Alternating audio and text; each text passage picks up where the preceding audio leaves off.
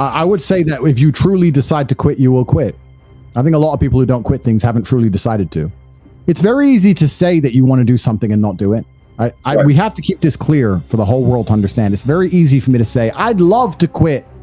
I don't even have any vices. I could quit cigars tomorrow. It wouldn't even bother me. It wouldn't even cross my mind. If I decided to quit, I'd quit. So you can stop smoking cigars tomorrow and it wouldn't even bother you? Well, I didn't smoke for 92 days. I didn't even care. That's true. That's true. That's fair enough. Yeah, that's true. So if I decided to quit, I really would like to quit, and then I carried on doing it. I don't think I really wanted to. If you really wanted to quit, you would quit. So there's a lot of people who are chasing the familiar feeling, and that familiar feeling can be extremely destructive. And you know what I would say is the most destructive feeling to be obsessed with trying to obtain? What? Happiness. Yeah, that is true. You're constantly, as a man, trying to chase happiness as the most destructive thing you can do for your life. Because you can't delay gratification. You can't do anything which is particularly difficult. And the only thing that's going to make you happy quick is cheap happiness. Gotcha. Cheap and easy. Booze, cake, drugs, dumb shit. Real happiness, real contentment, and pride takes a long time to build. You have to be able to be unhappy or less happy for a long period of time to have a greater reward at the end. So anyone who's obsessed with chasing happiness is going to destroy themselves. If somebody has genuinely decided to quit drugs, genuinely, I believe they would quit. And if someone goes, I want to quit, man, and they do it an hour later, they don't want to quit. It's not my job to make people do things they don't want to do. If your image in your mind is of the kind of person who is controlled by a substance, I'd be embarrassed for a non-sentient substance, a powder or a plant, to control me. It doesn't even have a brain. And it's my boss. What am I, a dumbass? No, I'm the boss. I'm the boss of fucking tobacco and coffee, and I'm the boss of everything. I'm the boss of food. If I don't want to eat, I don't eat. If you're the kind of person who's going to wake up and go, those pills are smarter than me and they're my master, enjoy your life. Gotcha. That's your decision. That's not my, but if you decide to not be that person, if you project a mental image which is not that person, then you'll stop taking those pills.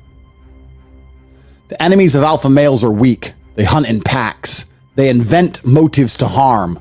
Mostly, they can pretend to be the alpha's friends to get close. This is why I have so few friends. But let's look at the invent motives to harm. That's fantastic. The recent media storm that was designed to attack me purported the idea that I am somehow dangerous to women, even though I talk endlessly about how a man needs to be a big, strong protector and provider. The reason they did that is because they couldn't find an attack vector on me. They disliked me because of my monumental success. They disliked me because they were jealous of me. They couldn't call me poor. They can't call me stupid. They can't call me weak. They can't call me unhappy. They can't make fun of anything about me. So they have to find a way to attack me. And to do that, they say I'm dangerous to women. Anyone with a brain understands that men like me are not dangerous to women. Men like me protect women. It is the fat, overweight men, as black, who have low access to females who are dangerous to women because they're always going to take anything they can get, even if it breaks the law. Men of strength and character like myself are never going to be a danger. They invent motives to harm. That's what they did to me. And I want to make something clear to the world. I have an iron mind, and I'm not the kind of person to become emotionally affected, especially as I've been planning for and understanding that a mass matrix attack was coming for a long time. And that's why I talked about a 3-stage plan.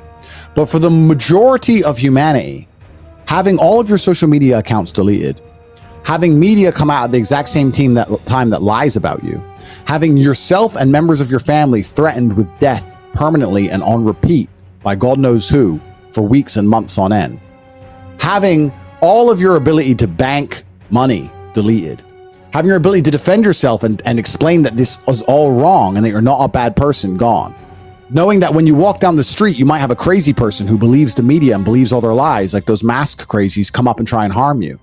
If most people went through what I just went through, they'd be seriously affected mentally by it. They'd be scared to go outside because they might meet somebody who's crazy.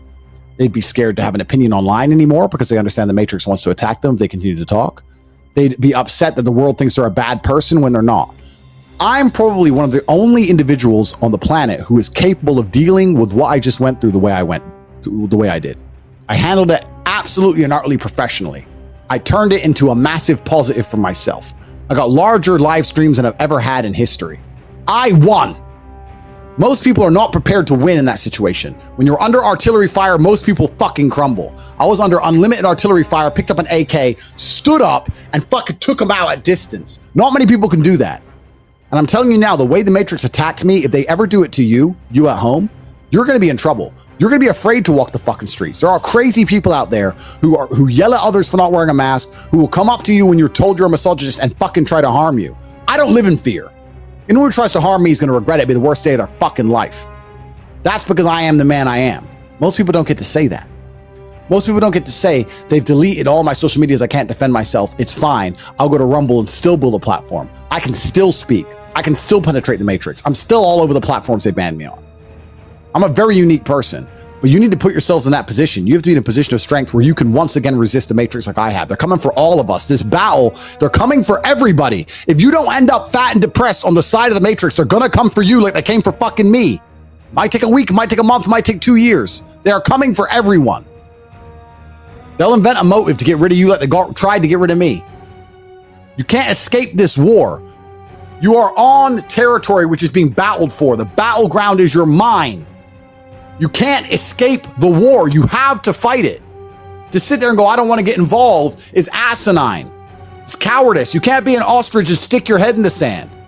When the enemy arrives to your homeland, either you give in or you fight. They are after your mind. You either give it to them or you resist. There's no other choice. You have to decide. After America's double jump in checkers, they were checkmated by Russia, who was surrounded by ghost stones from China.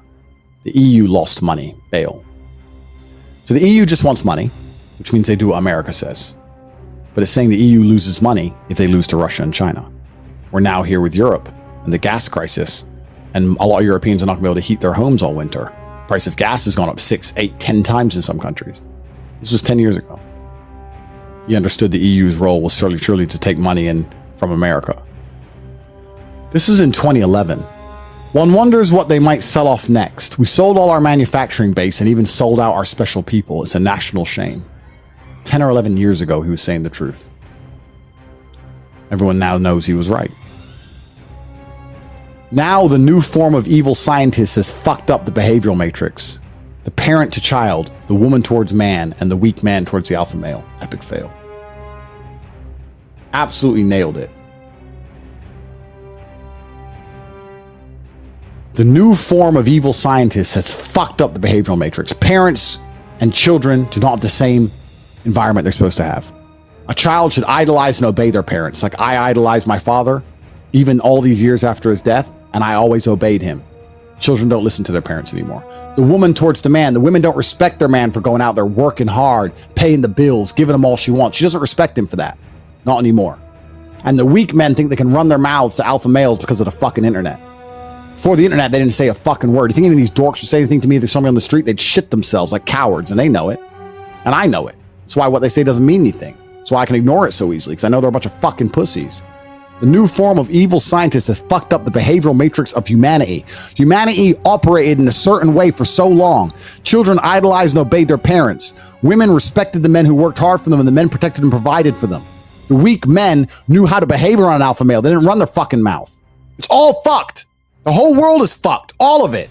From head to toe. Every single thing about every single interaction on the planet is now fucked. You think that's going to lead to a good place or a bad place? If I told you that every single thing inside of a car is broken, do you think that car is going to operate well? We're at the beginning of a new reality. All of this new think is brand new. In the last 10 to 15 years, they brought in this new think. In 100 years from now, the world's going to be a fucking mess. Action remains when we run out of excuses. Contentment is left when we exhaust our lust. Ashes remain from fire. We all return to dust. My favorite part of this is action remains when we run out of excuses. I can't go to the gym. Why? Oh, because it's far away and my leg hurts and I don't have a membership. Once you run out of excuses, what's left? Action. You're going to end up in the gym. Action remains when you run out of excuses. I've said for a very long time, I don't use excuses. I talk in binaries. I succeeded or I failed. I didn't say I failed because... No, I failed. I should have done better. Contentment is left when we exhaust our lust. You know, I'll tell you from somebody who has it all, there are so many black holes in the world, and black holes can never be filled. One of them is money. you have $200 million and then you work hard, you get $300 million, and then you work hard and you get $400 million, and you work hard and you get $500 million. Numbers never end. And your life's going to be the same, whether you have 200 million or 300 million. So what the fuck are you doing it for? You're doing it because you want to feel the satisfaction of doing it. That's fine. But it's a black hole that can never be filled. The other is pussy. There's new girls turn 18 or 19 or 20 or 21 or 22 or 25 every day. There's always beautiful women. There's always a beautiful girl you haven't fucked. If you're just going to sit there and go, oh, I want to have sex with pretty girls, it's never going to end. When does it end? It never ends.